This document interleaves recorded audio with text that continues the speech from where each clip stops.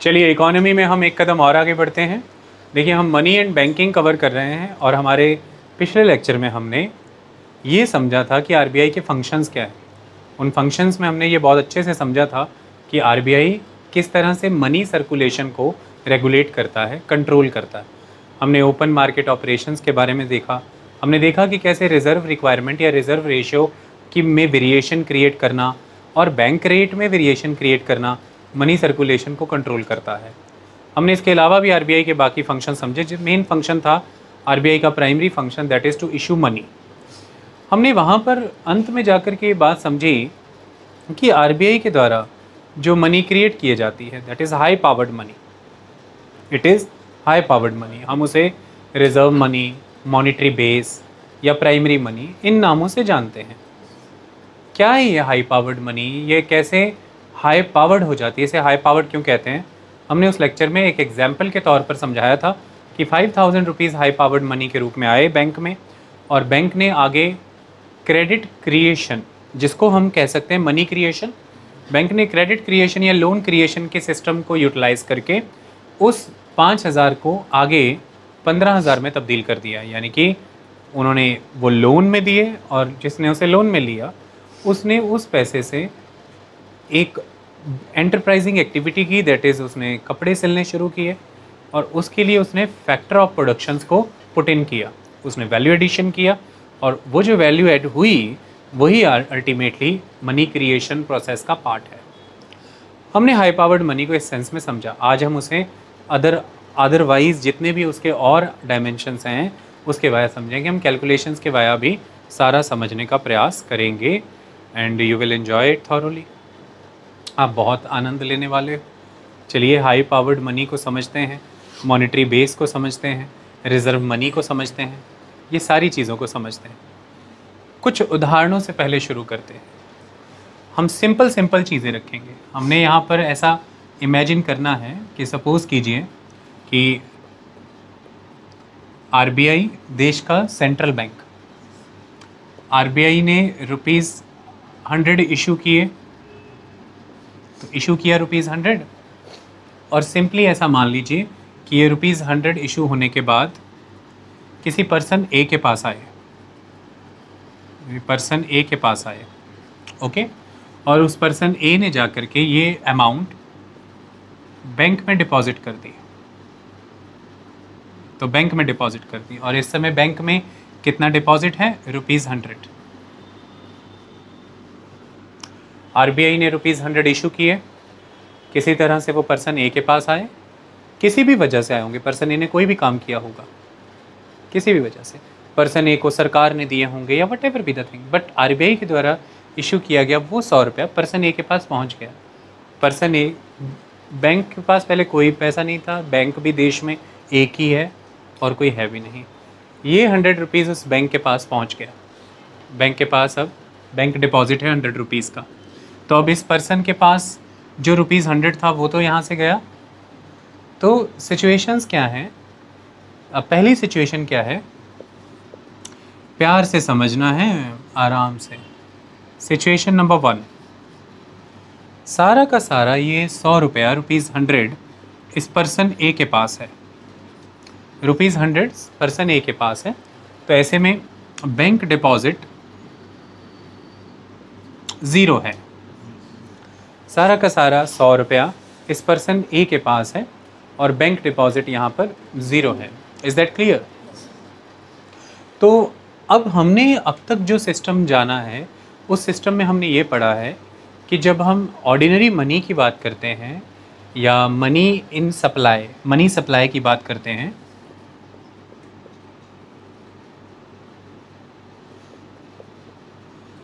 तो हम बात करते हैं M1 की,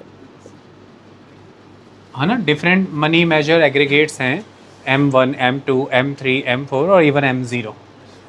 जब हम देश के स्तर पर इकोनॉमिक सर्वे या भारत सरकार या आरबीआई जब देश के स्तर पर मनी सप्लाई को कैलकुलेट करना चाहता है तो वो जिस कॉमन मनी एग्रीगेट को यूज़ करता है वो M3 है।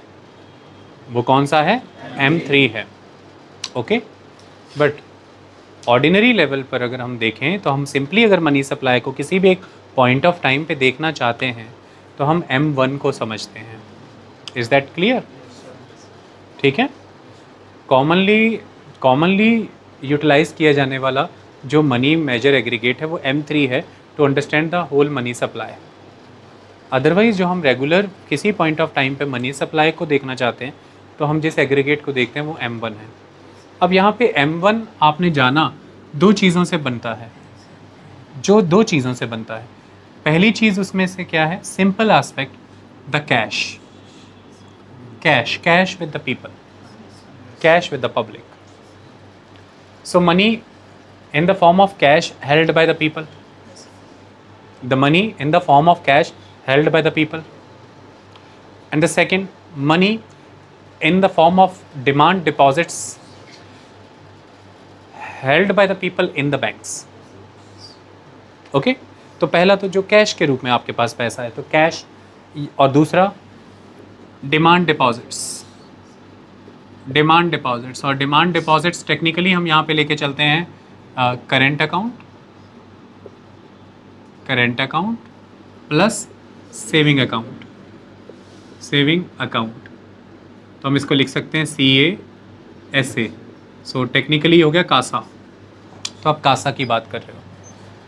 अब हम जरा यहाँ पर मनी सप्लाई सिचुएशन नंबर 1 पे देखें कि इस पर्सन ए के पास ₹100 है, यानी कि cash held by the public, cash held by the person ₹100। तो यहाँ पर हम M1 कैलकुलेट कर रहे हैं मनी सप्लाई, तो ₹100 plus the deposits with the bank से ₹0, इट इज़ ₹0। तो M1 इज़ टोटल ₹100। तो मनी सप्लाई कितना है? 100। M1 कितना आया? 100। ये सिचुएशन 1 थी। और सिचुएशन 2 यहाँ पर हमने क्रिएट कर दी। Situation 2, okay. ये 100 रुपया इस बैंक ने पूरा का पूरा, इस पर्सन ने पूरा का पूरा 100 रुपया बैंक में जमा करा दिया, और अब इसके पास है ज़ीरो कैश। इस सिचुएशन में मनी सप्लाई कितना हो गया? M1। अगेन कैश कितना होगा यहाँ पर? Plus demand deposit. तो कैश यहाँ पर हो गया अब 0 और डिमांड डिपॉजिट हो गया 100। तो M1 इस सिचुएशन में भी आया ₹100।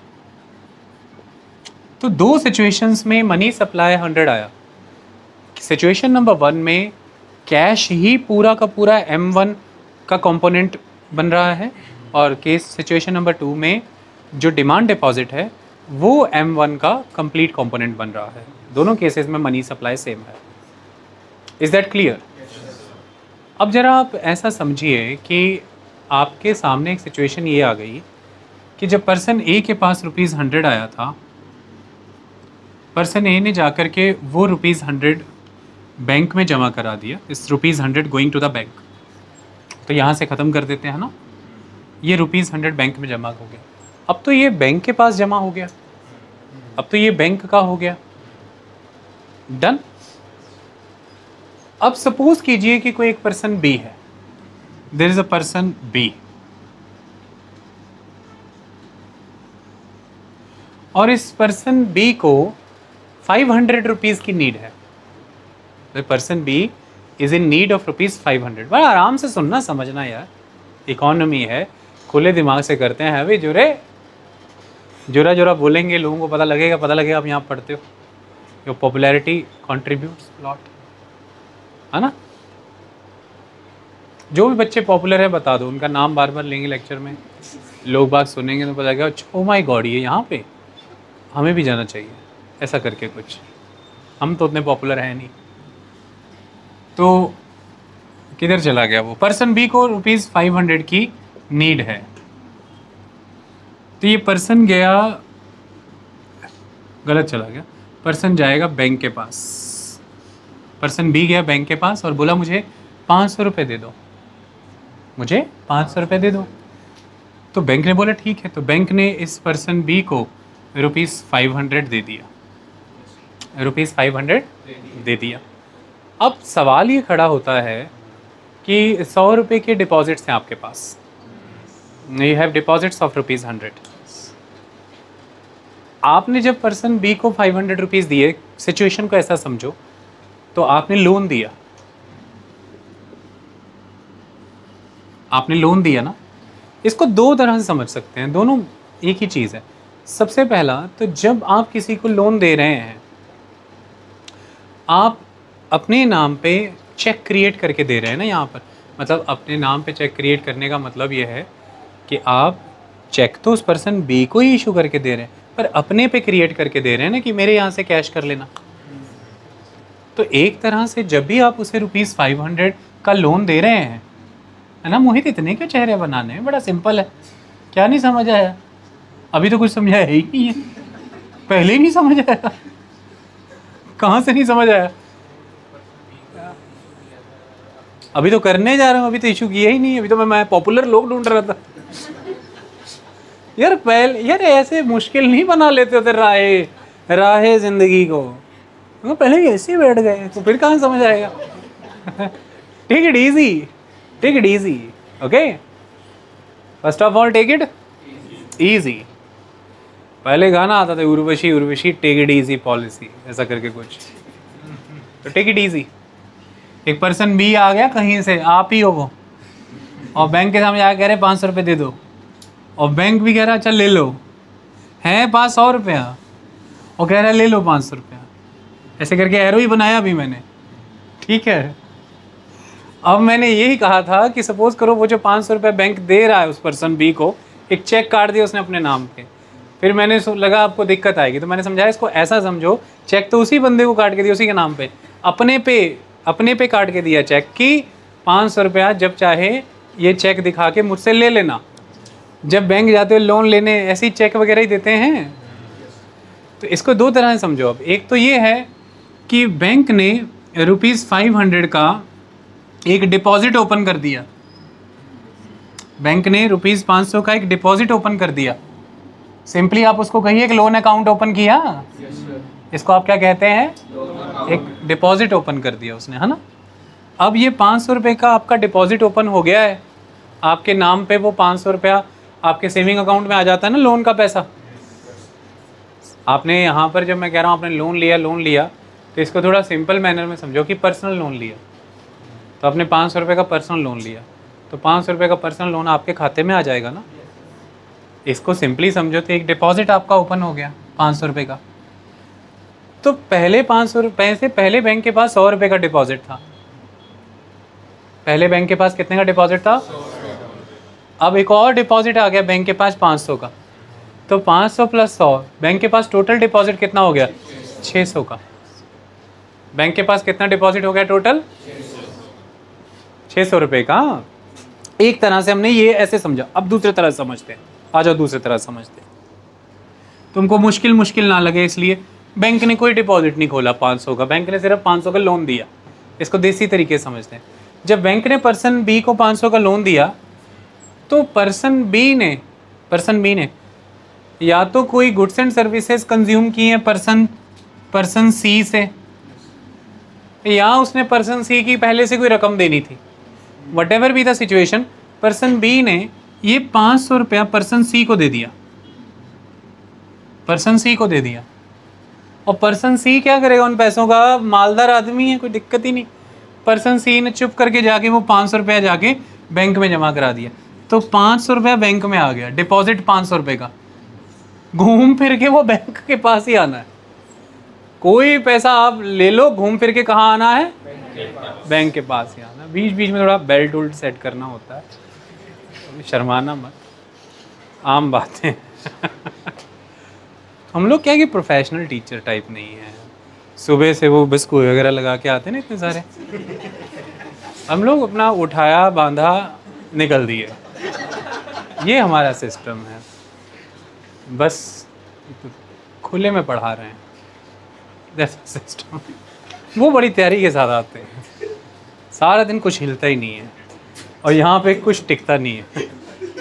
इतनी बात समझ में आ गई भाई? खुद टेक्निकल लैंग्वेज वाली बातें कर लो, टेक्निकल कि बैंक जब लोन इशू करता है तो वो चेक अपने पे एक इशू करता है, आप उस चेक को उस बैंक से इनकैश कराओगे, या वो चेक इशू करता है तो आप किसी बैंक में दूसरे में लगाओगे, वो बैंक भी इसी बैंक से उसे इनकैश कराएगा। What ever be the thing, एक डिपॉजिट खुलेगा, डिपॉजिट ओपन होगा 500 का। ऐसे नहीं समझना तो ऐसे समझ लो कि पर्सन बी को लोन दिया 500 का, पर्सन बी ने जाके पर्सन सी की पेमेंट कर दी, या तो पर्सन सी से उसने पैसा लिया था वो दे दिया, या उसने कोई ना कोई गुड्स एंड सर्विसेज कंज्यूम करेगा ना 500 की, बच्चों की फीस भर दी, घर का किराया भर दिया, बस का किराया भर दिया, रेलगाड़ी का किराया भर दिया, रोटी खा ली, अनाज, वो 500 कहीं तो जाएगा ही इस तरह से। जिनके पास जाएगा वो उसको ले जाके बैंक में जमा करा रहे हैं, तो 500 घूम के आ गया बैंक में ही। टोटल बात ये है कि हम ये समझ लें कि अब एक सिचुएशन 3 क्रिएट हुई है, जिस सिचुएशन 3 में अगर मैं M1 कैलकुलेट करता हूँ, सिचुएशन 3 में अगर मैं M1 कैलकुलेट करता हूँ तो पर्सन ए के पास भी 0 है पैसा, पर्सन बी के पास भी पैसा 0 है, पर्सन सी के पास भी पैसा 0 है। तो इस सोसाइटी में कैश कितना है? 0। बट डिपॉजिट्स देखते हैं बैंक के। बैंक में पहले डिपॉजिट आया था 100 का और अब डिपॉजिट आया है 500 का, तो 500 प्लस 100 कितने होते हैं? 600। तो अल्टीमेटली अब M1 कितना हो गया? 600 रुपीज़। माई गॉड, पहले M1 100 रुपये था, M1 600 हो गया। 600 रुपया मनी सप्लाई 6 गुना बढ़ गया, मनी सप्लाई 6 गुना बढ़ गया। मतलब कोई है, मतलब बैंक है जो मनी क्रिएटिंग सिस्टम का पार्ट, मनी क्रिएशन सिस्टम का पार्ट है और मनी क्रिएट कर रहे हैं। आपके सामने की 100 से 600 मनी क्रिएट हुआ, देखिए आप। और मनी क्रिएट कैसे करते हैं? क्रेडिट क्रिएशन के वाया 500 का लोन क्रिएट किया, इसी बंद करो। तो क्रेडिट क्रिएशन करना माने मनी क्रिएशन होना। आपके सामने मनी सप्लाई में बदलाव आ गया। बताइए कुछ गलत है? मैंने कुछ गलत बोला? आपके सामने देख लीजिए आप लोग, सोच विचार कर लीजिए आप लोग, आपको लगता है तो फिर बता दीजिए आप लोग।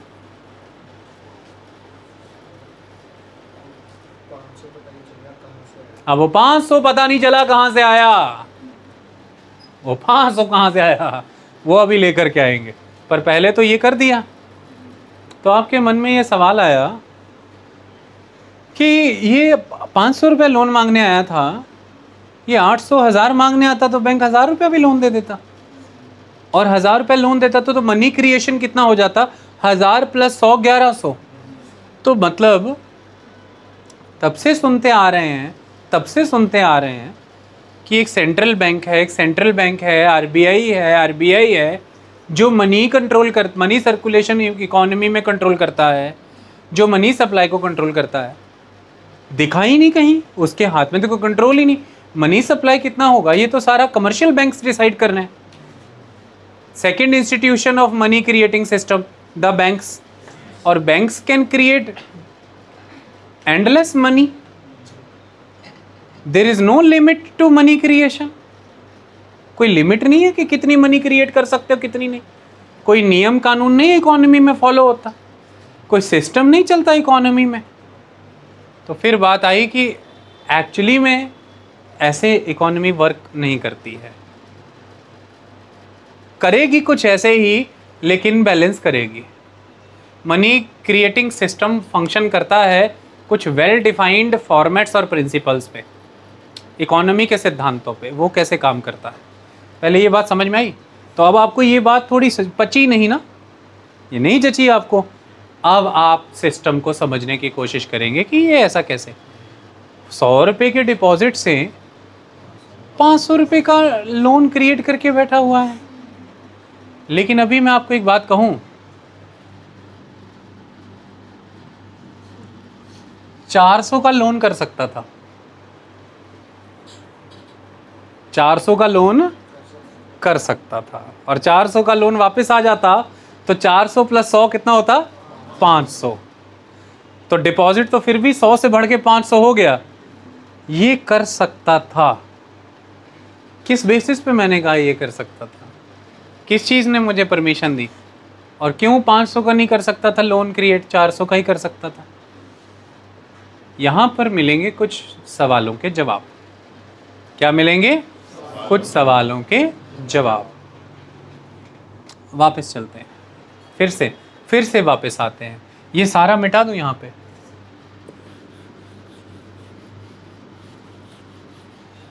सबसे पहले एक ही चीज़ बचेगी। अब ये मैं चाहता तो एग्जैक्ट ऐसे ऐसे लिखता जैसे जैसे किताब में लिखा है, वो तो कर ही लेंगे, पर मैं चाहता था कि आप थोड़ा अपने अंदर संभाल लें, इसे थोड़ा प्रैक्टिस कर लें तो ज़्यादा अच्छे समझ आ जाएगा, वरना ये मुश्किल है। मैं शुरुआत पे आ गया।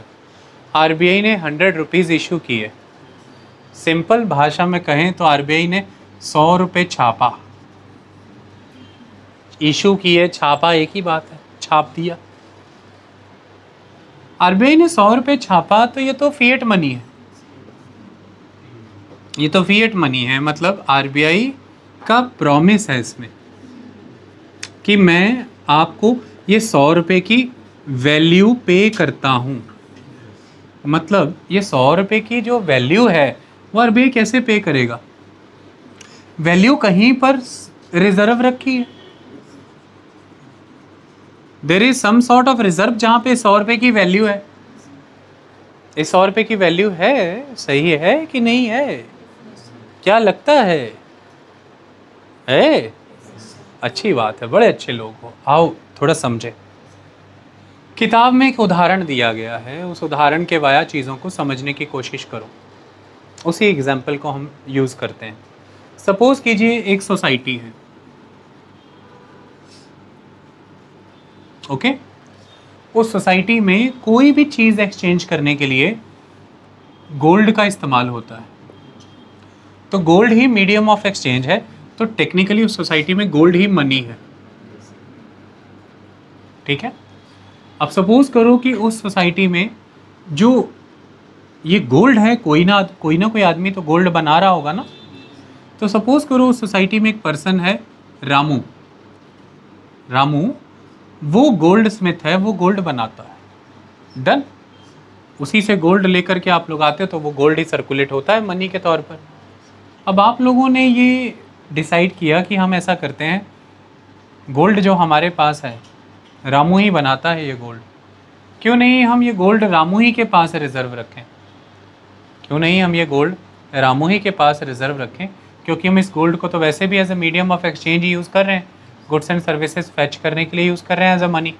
तो जब आप इमेजिन करिए कि टोटल गोल्ड जो लोगों का था, अलग अलग, किसी का 1 किलो, किसी का 2 किलो, किसी का 3 किलो, किसी का कुछ, टोटल गोल्ड था 100 kilogram. Total gold was 100 kilogram. Is that clear? और 100 किलोग्राम गोल्ड सारे लोगों का है कलेक्टिवली। उन्होंने वो सारा का सारा 100 किलोग्राम गोल्ड जाके रिजर्व कर दिया रामू के पास। अब वो 100 किलोग्राम गोल्ड रामू के पास आ गया। समझ में आई?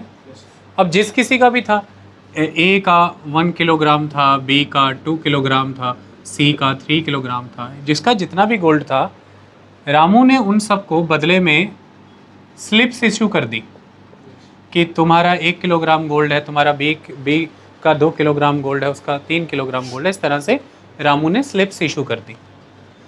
रामू के पास गोल्ड जमा हो गया 100 किलोग्राम का, और रामू ने बदले में 100 किलोग्राम के गोल्ड के इक्विवेलेंट स्लिप्स इशू कर दी हैं। ओके? तो अब अगर मैं सिर्फ इतना ही दिखाऊं, तो ये जो 100 किलोग्राम की स्लिप्स लेके घूम रहे हो आप, 100 किलोग्राम की स्लिप्स लेके घूम रहे हो, तो अल्टीमेटली इस स्लिप के बेस में 100 किलोग्राम गोल्ड कहीं पर रिजर्व है, यानी कि 100 किलोग्राम के गोल्ड का स्टॉक है कहीं पे। तो जब भी आपको ये स्लिप वापस करनी है, तो आप ये 1 किलोग्राम गोल्ड की स्लिप लेके जाओगे, तो आपको बदले में 1 किलोग्राम फिजिकल गोल्ड मिल जाएगा। यानी कि इस आदमी के पास ये जो स्लिप है, इस स्लिप में जो वैल्यू है, वो वैल्यू यहाँ पर उस स्लिप में मेंशन जो वेट है गोल्ड का, उतने वेट का फिजिकल गोल्ड यहाँ स्टॉक है, रिजर्व है। उतने वेट का फिजिकल गोल्ड यहाँ पर स्टॉक है और रिजर्व है। ऐसे में ये पर्सन ए जो स्लिप हाथ में लेके घूम रहा है, इस स्लिप की वैल्यू सारी सोसाइटी में इस्टेब्लिश है। ये person B C A B C D E F G H I J K L M N O P सारे जान रहे हैं कि इसकी जो स्लिप है वो वैल्यूलेस नहीं है, इसकी स्लिप में वैल्यू है। क्योंकि इससे जब भी ये स्लिप हम ले लेंगे तो वो स्लिप जाके जब हम रामू को देंगे 1 किलो सोना दे देगा रामू। तो ऐसे में अब सपोज़ करो कि इसको शादी का आयोजन करना पड़ा, अपने घर में बच्चे की शादी का आयोजन करना पड़ा भी। कई बार बच्चे दूरदर्शन वाले कहते हैं ये शादी का आयोजन क्या है, तो मतलब शादी आ गई घर में, खर्चा पानी करना है, व्यवस्था, अरेंजमेंट्स। इसके लिए सारा आयोजन अलग अलग अमाउंट में लोगों को पैसा चाहिए। 1 किलोग्राम गोल्ड की स्लिप से सारा आयोजन हो जाएगा। तो इसने सारा आयोजन करने के चक्कर में, सारा अरेंजमेंट करने के चक्कर में ये स्लिप दे दी। अब ये स्लिप लेस है और वो स्लिप उन लोगों के पास आ गई जो लोग शादी अरेंजमेंट की सर्विसेज देते हैं। एक ही छत के अंदर सारी शादी की व्यवस्था मिल जाती है, वो एक ही मैरिज कंपनी है, सब दे देते हैं, केटरर, टेंट, फलाना डिमकाना सब कुछ है, बैंड बाजा बारात नाम की कंपनी, सब दे दिया उन्होंने कॉन्फिडेंटली ये स्लिप ले ली इससे, और स्लिप लेके उन्होंने कहा कि अब हमें आगे लोगों को देनी है चीज़ें। तो वो स्लिप लेके चुप करके रामू के पास गए, रामू को स्लिप दी और रामू से 1 किलो गोल्ड ले आए। क्योंकि आगे जो लोग थे वो गोल्ड मांग रहे थे, तो रामू के पास अब गोल्ड कितना रह गया? 99 किलोग्राम। रामू के पास गोल्ड रह गया 99 किलोग्राम। 1 किलोग्राम गोल्ड कोई ले गया। लेकिन ओवरऑल जिस सोसाइटी में सभी लोग स्लिप एक्सेप्ट कर ही रहे हैं, तो वो लोग ये नहीं कहेंगे कि स्लिप दे के हमें गोल्ड ही चाहिए, नहीं, वो आगे भी अपने खर्चे स्लिप में ही भुगतान कर देंगे, क्योंकि सब तरफ स्लिप ही चल रही है। स्लिप इज़ वैल्यूएबल, है ना। और अगर उन्हें कभी इस स्लिप के बदले में गोल्ड भी चाहा, अगर कभी चाहा, तो किसी भी, रामू का एक ब्रदर है शामू, तो 1 किलोग्राम सोने की स्लिप जाके शामू को देंगे और उससे 1 किलोग्राम नया सोना ले लेंगे, गोल्ड 1 किलोग्राम सोना ले लेंगे ना। जैसे आप लगभग आज की डेट में 1 करोड़ रुपया लेकर के जाइए किसी ज्वेलर के पास, 1 किलो सोना ले आइए, है ना। 1 करोड़ रुपया इंडियन करेंसी लेके जाओ और 1 किलो सोना ले आओ, सिंपल। तो वो 1 किलो सोने की पर्ची लेके किसी भी शामू नाम के ज्वेलर के पास गए और उससे 1 किलो सोना ले लिया, अगर उन्हें सोने की ज़रूरत पड़ गई तो। लेकिन ऐसा पड़ेगा नहीं, क्योंकि वो स्लिप ही यूज़ हो रही है गुड्स एंड सर्विसेज एक्सचेंज करने के लिए, क्योंकि उस स्लिप में वैल्यू है। तो हुआ ये कि क्योंकि उस सोसाइटी में गोल्ड यूज़ होता था as a medium of exchange, तो गोल्ड हो गया मनी। कोई भी चीज़ जो बतौर मीडियम ऑफ एक्सचेंज यूज़ हो वो मनी हो जाती है, क्योंकि वो ट्रांजैक्शंस फैसिलिटेट करा के देती है। अब लोगों ने ये देखा कि ये जो गोल्ड हम यूटिलाइज़ करते हैं हमारे पूरे गांव में या समाज में, इस सारे गोल्ड को बनाने वाला, सारा कुछ करने वाला ये रामू है। तो हम गोल्ड उठा के घूमते रहते हैं, गोल्ड संभाल के रखना, सहेज के रखना बड़ी दिक्कत की बात है। क्यों ना हमारा जो गोल्ड है हम रामू के पास ही रिज़र्व करते हैं। तो रामू के पास गोल्ड रिज़र्व करके 100 किलोग्राम, जो रामू से उस 100 किलोग्राम के बदले में स्लिप ले ली, और अब ये स्लिप्स आगे लोगों ने गुड्स एंड सर्विसेज एक्सचेंज करने के लिए यूटिलाइज़ करनी शुरू कर दी। तो slips as a money behave करने लगी। तो जो फिज़िकल गोल्ड है ये मनी की तरह यूज़ हो रहा था, इसको रिप्लेस कर दिया पेपर स्लिप्स ने। तो अब पेपर स्लिप्स बतौर मनी यूज़ हो रही है, क्योंकि उन पेपर स्लिप्स के बेस में वैल्यू ऑफ गोल्ड है और वो गोल्ड रामू के पास रिजर्व पड़ा है। तो इस सोसाइटी में ऐसा मानते हैं 100 इंडिविजुअल्स हैं, हर individual 1 kilogram of gold own करता है। तो हर इंडिविजुअल ने अपना 1 किलोग्राम ऑफ गोल्ड जाके रामू को जमा दिया और 1 किलोग्राम की पर्चियाँ ले ली। तो अल्टीमेटली 100 इंडिविजुअल्स माने 100 क्लेमेंट्स। टोटल कितने क्लेमेंट्स हैं? 100 क्लेमेंट्स। तो टोटल कितने क्लेम्स हुए? 100 क्लेम्स। तो रामू टोटल कितनी स्लिप्स इशू करेगा? 100। तो 100 स्लिप्स इशू कर दी 1 किलोग्राम ईच। तो रामू को कभी भी किसी पॉइंट ऑफ टाइम पे 100 क्लेम्स की सर्विस करनी है, 100 क्लेम्स फुलफिल करने हैं। इतना रामू जानता है। सोसाइटी ऐसे फंक्शन कर रही है, लेकिन सोसाइटी अब फिजिकल गोल्ड में डील नहीं कर रही, सोसाइटी पेपर स्लिप्स के साथ ही डील कर रही है। पेपर स्लिप से ही कॉन्फिडेंट है। इसमें किसी को कोई डाउट इतने में? डन है। एक दिन एक सिचुएशन अचानक से बदल गई। अब ये तो सारे एक किलो गोल्ड जो आप सब लेकर के बैठे हुए हो, ये सब कुछ, कहीं से कोई एक व्यापारी आया, इस गांव में घुसने से पहले लूट गया।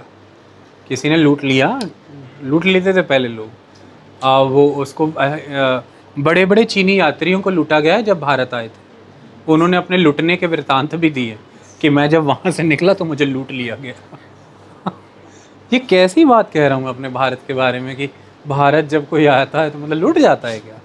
कि चीनी यात्री भारत आए लूट गए, ये गलत बात कह दी है। ऐसा है कि जब हम ये कह रहे हैं कि वो चीनी यात्री जब यहाँ आए और लूट गए, तो हम इस बात का वृत्तांत दे रहे हैं कि किसी भी एक समाज में दो चीज़ें एक साथ एग्जिस्ट कर रही होती हैं। चीनी यात्री आए, ये बड़ी बात थी, क्योंकि भारत सांस्कृतिक केंद्र था। भारत संस्कृति का केंद्र था, इसलिए तो पहाड़ लांग लांग के आए चीनी यात्री। लेकिन हर समाज में कुछ कुछ बुराइयां रह जाती हैं, तो चोरियां भी थीं, इसलिए थोड़ा लुट भी गए वो लोग। कोई भी समाज को पढ़ना है तो कंप्लीट पढ़ना पड़ता है ना, सिर्फ संस्कृति है, चोरी भी पढ़नी पड़ेगी ना। वो व्यापारी है, इस गांव में घुसने से पहले लुट गया, लेकिन है व्यापारी लेवल का आदमी। हाथ में पैसा दे तो 4 बना देता है, इतना व्यापारी टैलेंट है, बिजनेस करना जानता है। इस गांव में एंटर हो गया, 101वां आदमी हो गया, 101वां आदमी हो गया। अब आगे व्यापार करना चाहता है और 25 किलो सोना चाहिए। कितना चाहिए? 25 किलो सोना। सबसे पूछा, कहते हैं यहाँ सोना किसके पास है? कहते हैं रामू के पास है। कहते अच्छा। रामू के पास गया। रामू कहता, रामू ऐसा है कि 25 किलो सोना चाहिए। रामू कहता क्या करते हो? बताया कि मैं ये काम धंधे करता हूँ, ये मेरा रिकॉर्ड है, ये इनसे पूछो, उनसे पूछो, सबसे पूछो। सबने कहा कि बड़ा बड़ा टैलेंटेड आदमी है, 25 का 50 बना देता, मेहनती आदमी। अब रामू ने कहा रात को सोच के कल बताऊंगा। क्या बोला रामू ने? रात को आदमी, आपको पता है, सोचता है। रात को आदमी सोचता है, ओवर थिंकिंग करता है, लेट सोता है, फिर सुबह भी फिर लेट उठता है। जल्दी उठ जाए तो डिप्रेशन होता है। रात सोने के लिए होती है, सोचने के लिए थोड़ी ना होती है। फिर भी सोचता है रामू, रात को ही सोचता है। तो रामू रात को सोच रहा है। रामू के दिमाग में पहली बात आई कि यार ऐसा है, 100 किलोग्राम सोना है मेरे पास, 100 क्लेम करने वाले भी खड़े हैं। इसे अगर मैं उसमें से 25 किलोग्राम सोना दे दूंगा तो कल अगर सारे आ गए इकट्ठे तो क्या होगा? कल सारे लोग आ गए तो 75 लोगों को तो उनका सोना दे दूंगा, 25 लोग तो मेरे बाल खींच लेंगे, नोच के खा जाएंगे, उनको क्या दूंगा? ऐसा अभी सोच ही रहा था। तो रामू की घरवाली ने कहा कि क्या ओवर थिंकिंग कर रहे हैं, थोड़ी इंग्लिश भी बोलते हैं वो लोग। तो उसने बोला ऐसा है कि मैं I was thinking about something, कि मेरे पास 100 किलोग्राम गोल्ड है, 100 पर्चियाँ बांट के बैठा हूँ, 100 क्लेमेंट हैं, और एक आदमी आया है नया, 25 किलो सोना मांग रहा है, कह रहा है फीस दूंगा, इस पे मैं पैसा भरूंगा, और पैसा अगर आएगा अगर तो अच्छा ही है, समाज का भला है, इसमें क्या दिक्कत है, समझो। और 25 किलो सोना लेके प्रॉमिस कर रहा है कि इतने महीने पे 25 किलो सोना वापस करूंगा। यार प्रॉमिस कर रहा है एक आदमी, तो अगर सोना भी वापस आ जाएगा और सोने पे कुछ कमाई भी वापस आ जाएगी, तो जिन लोगों का सोना पड़ा है कुछ उन्हें भी दे पाऊंगा, कुछ कमा पाएंगे कुछ। और हम भी यहाँ काम धंधा कर रहे हैं, ऐसे ही फ्री फंड में तो नहीं बैठे हैं। वो बात अलग है, जिनको मैंने सोने के बदले पर्चियाँ दी हैं, थोड़ी थोड़ी फीस उनसे ली है, पर इसी फीस से मेरा गुजारा तो नहीं हो रहा। व्यापार आगे बढ़ाएं, कुछ काम। और वो आदमी अगर 25 किलो सोना कमा लेगा मेरे दिए हुए 25 किलो से अगर आने वाले दिनों में, तो भाई इससे वो हमारे गांव को ही समृद्ध बनाएगा, मतलब वो नया काम धंधा कोई करेगा, अच्छी बात है। वो ऐसा सोच रहा था। उसकी पत्नी ने बोला आप बेफजूल टेंशन ले रहे हैं, आप एक बात तो सोचिए, पिछले 3 महीनों के दौरान कितने के लोग आपसे सोना लेने आए? कहता कोई दुक्का तिक्की लोग आए, बस इतना ही। कहते तो थोड़ी ना एक ही बार में सारे आ जाएंगे, एक ही दिन में सारे ना थोड़ी आ जाएंगे, बहुत हद किसी भी एक दिन 10, 15, 20 लोग आएंगे। कहता तो कहना क्या चाहती हूँ? कहते 10, 15, 20 किलो सोना रखा करो हर समय, और बाकी जो 50, 60, 70 किलो घुमा दिया करो। अच्छा, इससे क्या होगा? कहती ऑल द टाइम ऐसा होगा कि ऑल द टाइम जो लोग आपके पास अपना डिपॉजिट निकलवाने आ रहे हैं, आप उनकी रिक्वायरमेंट को सर्विस कर दोगे, प्रोविजन को सफिशिएंट कर दोगे। इससे हमेशा हर क्लेमेंट का कॉन्फिडेंस बना रहेगा कि मेरा जमा पैसा मेरी डिमांड पे जब चाहे मिल जाऊंगा। एक्चुअली आपका सिस्टम इसी कॉन्फिडेंस पे खड़ा है। आप ये कॉन्फिडेंस कभी गिरने मत देना, क्योंकि पैसा पूंजी जमा कराए वाले आदमी को अगर ये कॉन्फिडेंस बना है कि जरूरत पड़ने पे जब चाहे लेने जाऊं तो मिलेगा, तो वो ठीक है, बढ़िया है फिर। लेकिन कहती हाँ, अब आप ऐसा मत कर लेना कि आप जांचे परखे बिना सारा ही उठा के दे दो उस व्यापारी को, फिर अगर कोई लेने आया और आप वापस नहीं